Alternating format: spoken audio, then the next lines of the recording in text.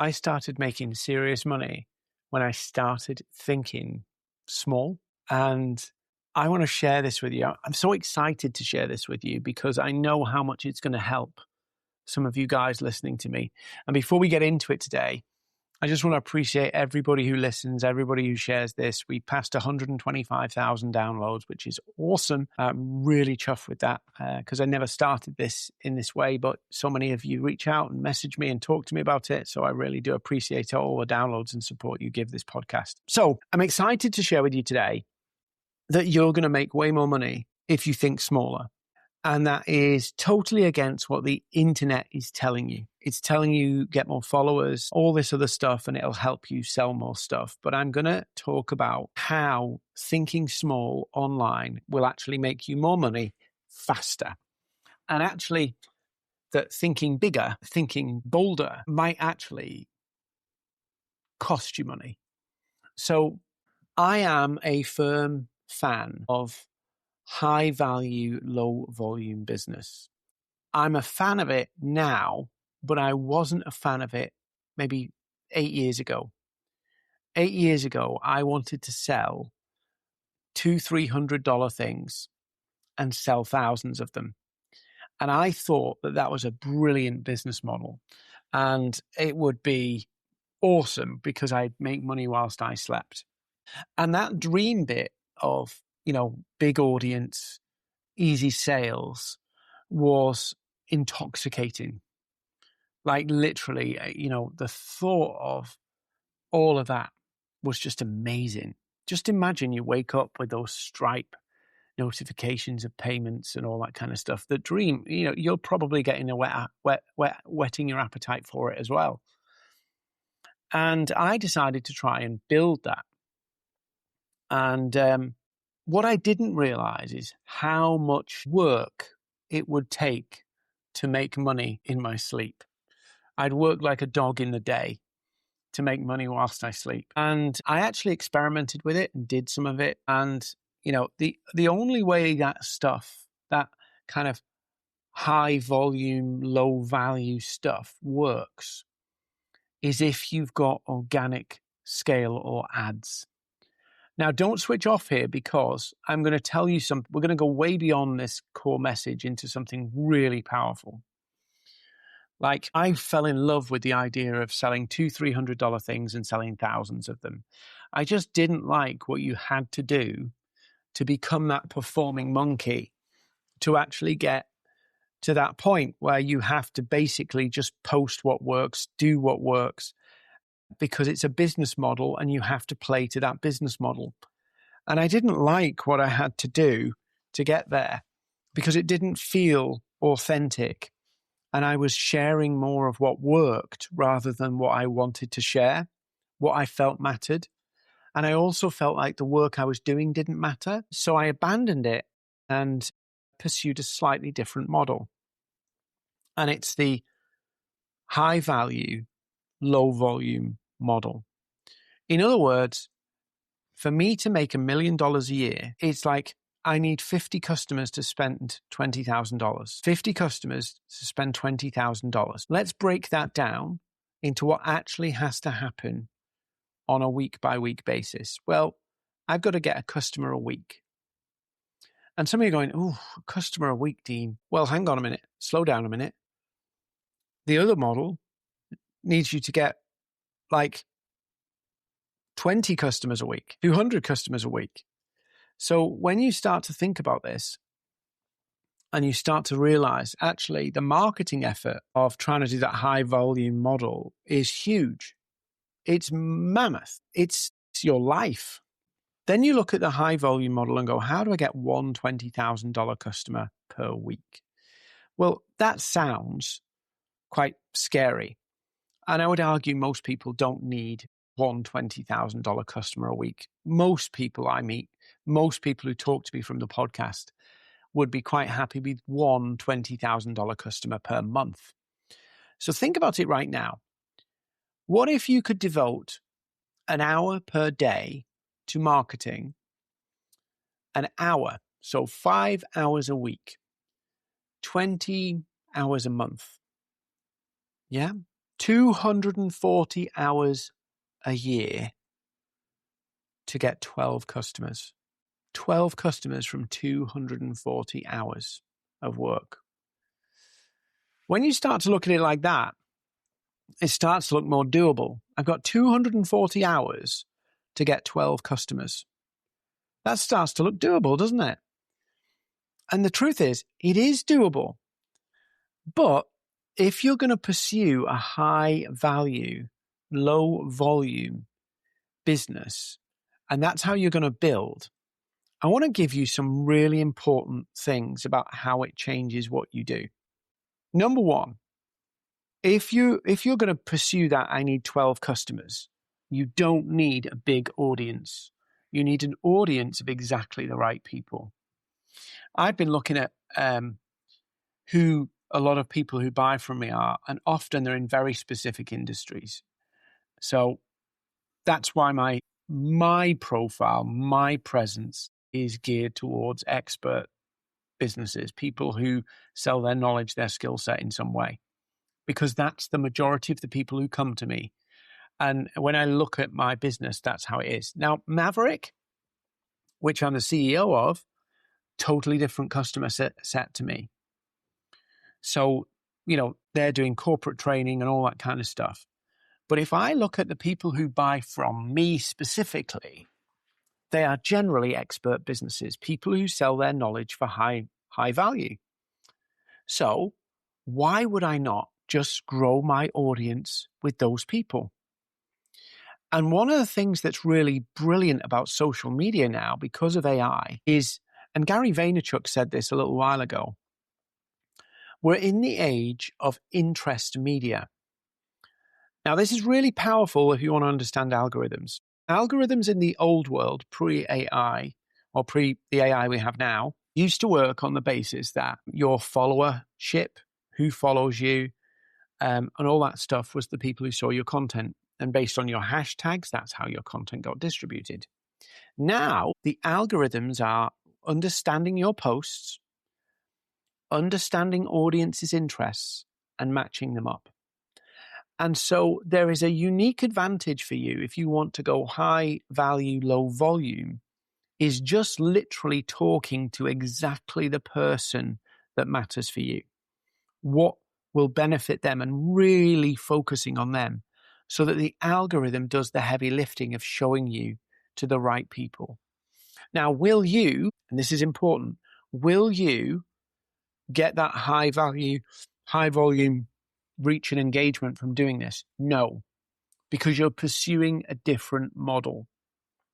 So instead of just putting stuff out to try and get engagement, what you can do is zero in on the actual audience you want, talk to them directly, and the algorithm will get it out there. So what you will see is, instead of having, say, 2,000, 3,000 impressions on your posts, it will now come down, but the people who are paying attention are actually the people you want because it's more focused. The algorithm can pick up on what you're saying. Here's a really interesting stat for you. And this has come from other creators, so it's not scientific, but I trust the person. They have spotted that roughly most social media platforms need 30 pieces of content to really figure out who your audience is. So if those 30 pieces are talking to exactly the same persona, the person, you will get to that audience much quicker than if you move around topics and move around audiences. So you can actually short circuit getting to your audience if you just zero in on talking to one group of people and the challenges they have. So think about, in your content, are you signaling who this post is for? And are you signaling the topic in there so that the algorithm can really pick up on it? And are you doubling down on something? So the audience doesn't have to be big anymore to get conversion. You only need one a month, right? And if you post 3 times a week, say, yeah, you could hit somebody in the feed 3 times a week. Now, I'm not saying that that's the only thing you do, but the content piece becomes very important in terms of hitting that audience and making an impact. So that's number one. If the audience economics change, when you start to go high value, low volume. Next, obviously, if your offer is high ticket, put it out there so that people know that you're for them. People know that you're not doing $200 things. One thing that's really odd, and it's a little bit great grits on me a little bit, but it's really important. If people know that you charge $20,000, that qualifies people, makes people curious, and it also eliminates the people who will never mentally get to paying you $20,000 for your services. I meet so many people afraid of talking about their price, and yet they say, I'm very good at what I do. It's like, if you're not afraid of your price, put it out there. Put it out there. Why would somebody not put their price out there? Number one, fear a competitor would copy them. That tells me you've got a fearful mindset, which is not going to help you. Number two, what if somebody can't afford it? If they can't afford it, they're not for you. That tells me that you have a scarcity mindset where you think that there's only so many customers and you're worried about it. Get your price out there. Next, think about the offer economics. If you've got 240 hours and you only need 12 clients in a year, it's not really about doing lots of things. It's about doing the right things well. It's about doing the right things, not lots of things. Like the numbers are on your side as long as you do the right things. If you only need 12 customers in a whole year to make $250,000 just short, think about it. I just have to do the right things. How many leads do I need to get? Maybe 120. Let's say you're really, not great at sales calls. So for every lead, you need 10 calls. So, okay, I need 10 leads every month, 10 quality leads every month.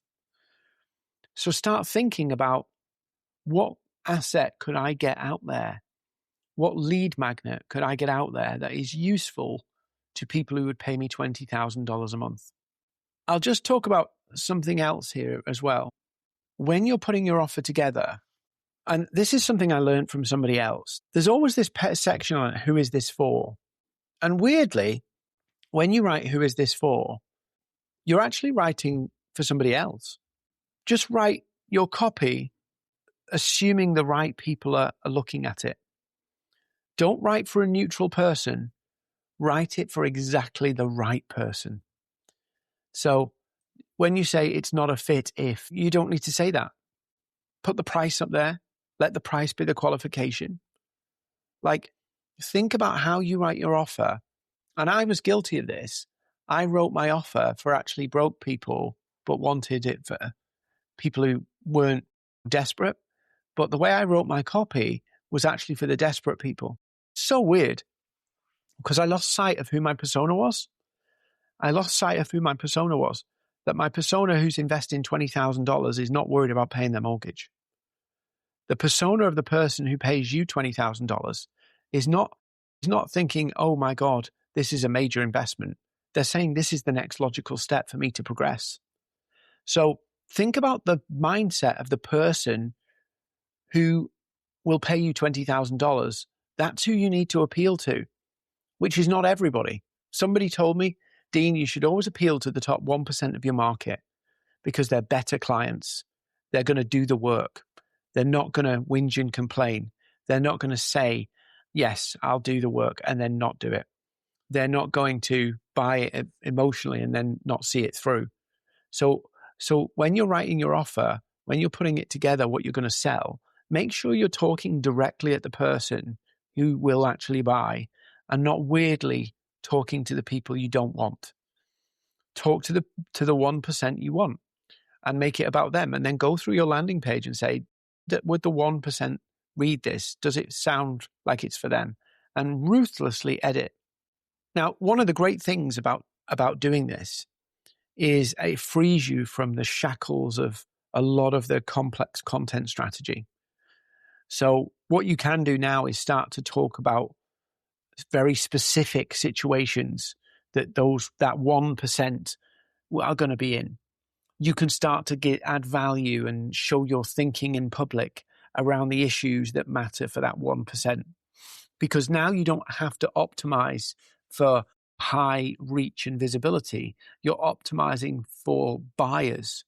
You're optimizing for the right people, the people who give you money, the people who buy your service, the people who respect your time, the people who want to progress, not trying to get mass attention in the hopes something comes together.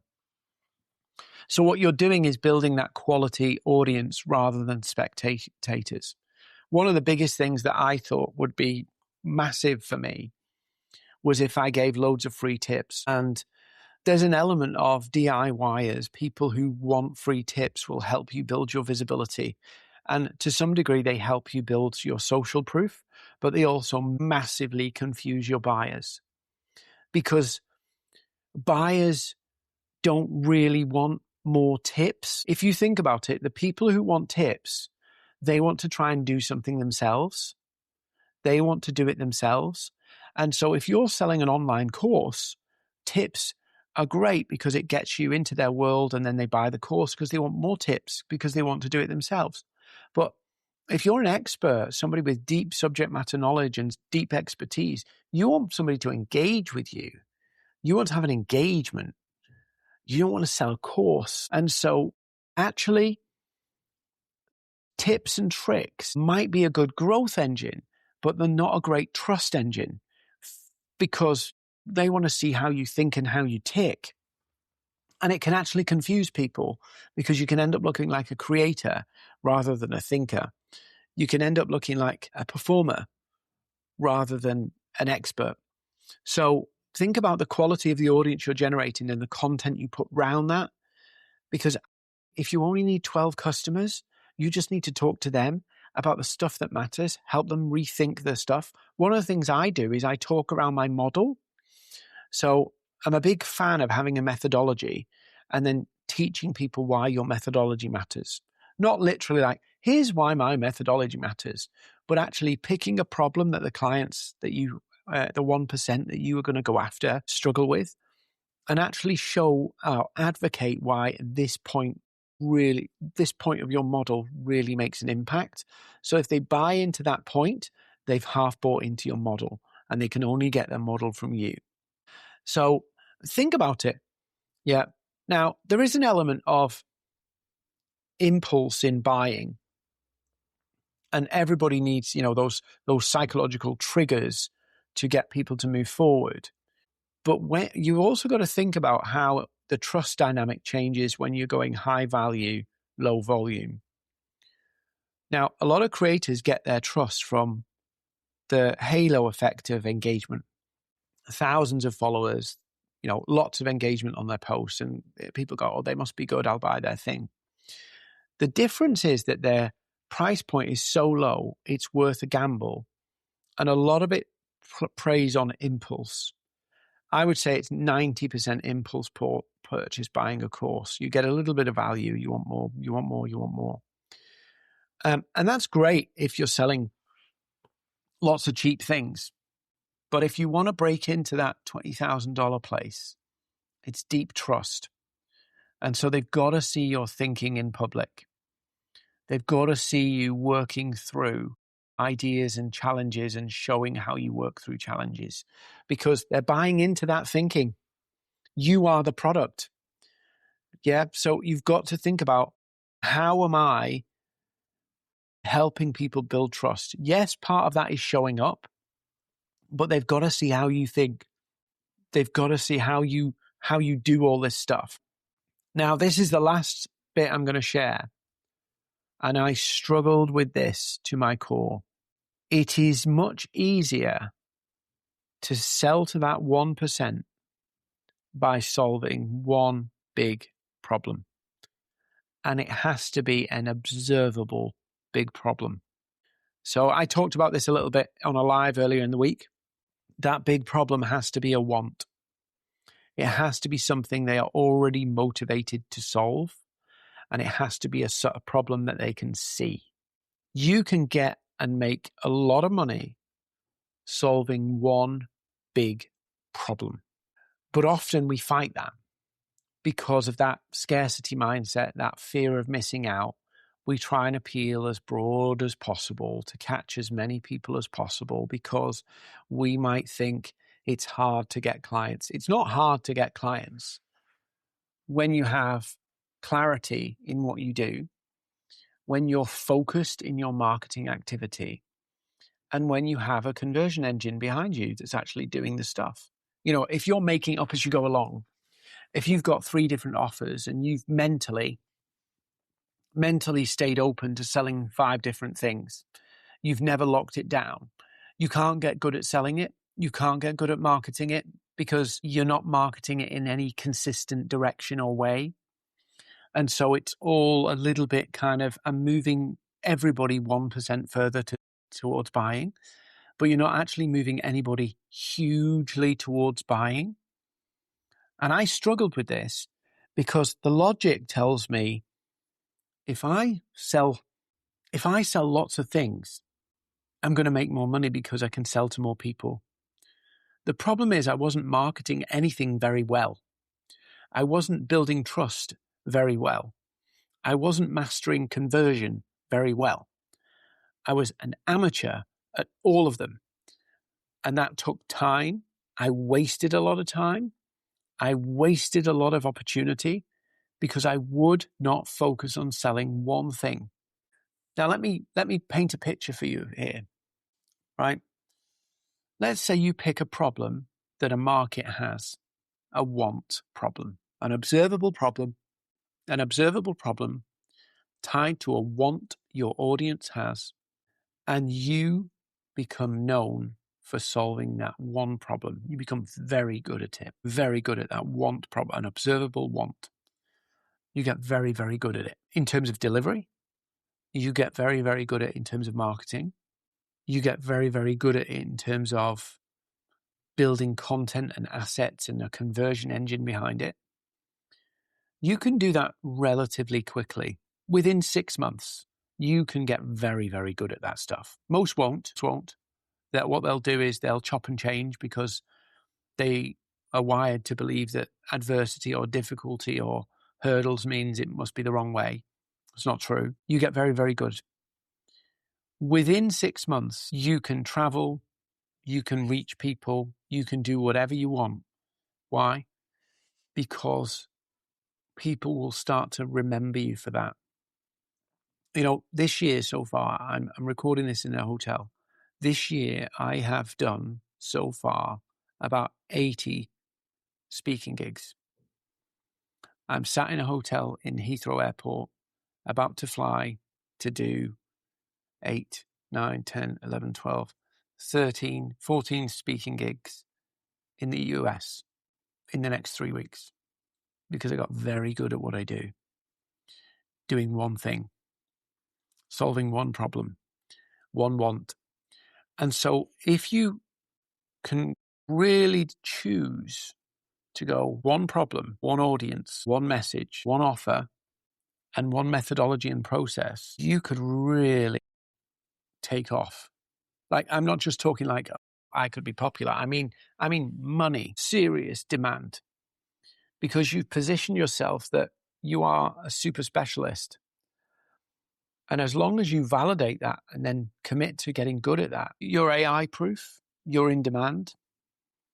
You're doing $250,000 and you're not even having to hard market, because you've built a very tight infrastructure, a very tight business model that doesn't require huge volume, which is sustainable. It's scalable. It will last. And it's built on your reputation as an expert, which is how it should be, rather than your ability to go viral. So I wanted to share this, and it's a little rambly today because it's so important to me that you get this, because I see so many people struggle where they have a level of expertise, but for whatever fears, FOMO, fear of scarcity, of losing out, fear of it not working, they never double down on it. They never back themselves. And they look for something external that will change the game for them. And actually, they need to change the game. High value, I would argue some people don't do this because of their own self-worth. They know they're good at what they do, but at the same time, don't feel good at what they do. And so they don't charge right, which means they have to pursue volume. They're afraid of they've got a scarcity mindset. So they think that actually people won't pay them. Those people aren't out there. So they go low value, and then they have to become a full-time marketer. Fear of failure. So they start this. They start doing it. And then fear of failure, a few setbacks, which are perfectly normal, by the way. Every business model has setbacks. It's normal. But that fear of failure kicks in, and they go, oh, no, I'll abandon that now because I don't want to fail. I don't want to overinvest in this. I can't see it. They walk away from it and try something else because they're scared to invest that time in themselves and building that reputation for themselves. And if you think about it, imagine most of the famous people on planet Earth, most of the most successful people on planet Earth did that. They went, I've had setbacks, I've had failures. This isn't going to work. Maybe I should do something else. And then they convinced themselves to do something else. Brad Pitt would be a waiter now. Mark Zuckerberg would probably be working for somebody else's tech company. So you've got to think about this and go, okay, I'm an expert business. I don't have to scale and build a big, multi-partner, big team. I can be a one-person business or a one-person and VA business or one-person and very small team business. But I have to think high value, low volume. I have to think about not being a creator, start being an expert, and play to the economics that favor me, which is one audience, one offer, one problem, one message, one method and process. And things really start to change. And when I'm in a room with people, I tell people this and they go, I get it. But then their inner psychology, their inner wiring undermines it. And then I see them promoting like fucking $200 courses and thinking, you've got no chance of making that successful because you need 100 customers a month to make any decent money. Or 10, 50 customers a month to make decent money. And I look at their content, I look at what they're doing, and I go, you're not even getting the level of traction to be able to do that. And it's so strange. I'll just tell you this and then I'll shut up. Goldman Sachs did a study, and they found that the average content creator on social media, makes less than $50,000 a year. Only 4% of content creators make more than $100,000 a year. $8,000 a month. 4%. Because most of them never break through. They never are able to convert at the level that works for them. So that's why a lot of content creators have side jobs. Some of them, funny, one of them I know, it does Deliveroo. You will never find out about it because they don't want you to know about it, but they do Deliveroo and Uber Eats and whatever it is on the side to keep the money coming in. You don't have to be that way. So high value, low volume business model actually requires less marketing, less stress, but it requires you to really focus. And to finish that stat of the average content creator, it takes them 17 months to crack their business model to even make that. The average content creator doesn't become to a point where they're making enough money to earn a living, $50,000 or whatever, for 17 months. That's the average. So if you follow that model, you have to outperform the average. So I would ask you to look at what you're doing and go, does my model require me to outperform a content creator in terms of engagement, followers, the works?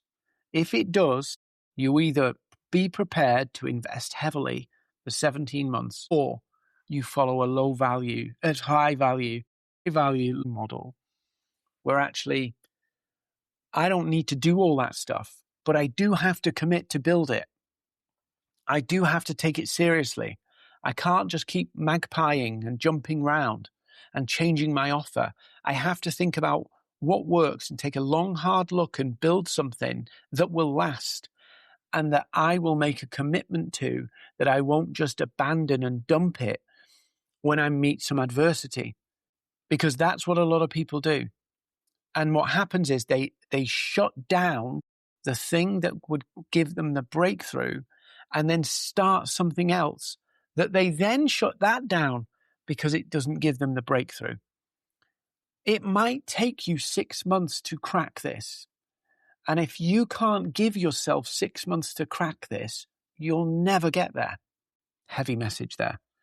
But I see so many of you message me and you struggle with this. And a lot of it is you have to do some work on yourself first and go, why have I bought so many things and not done anything with them?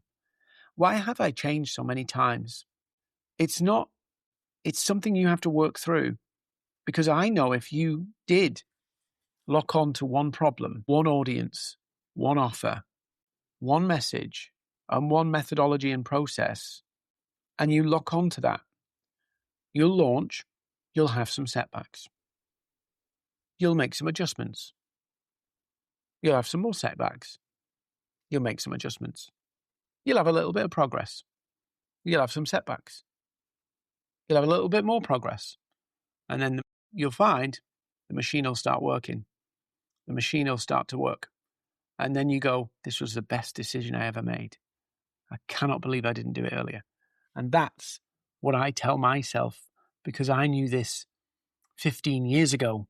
And it took me till 8 years ago to figure this thing out. So I wasted 7 years doing random shit when I should have been doing what I'm doing now. And I would have been richer and better off if I had done it 15 years ago. But I did exactly what I've just told you. I'm not good enough. Maybe what if I lose opportunity if I do that?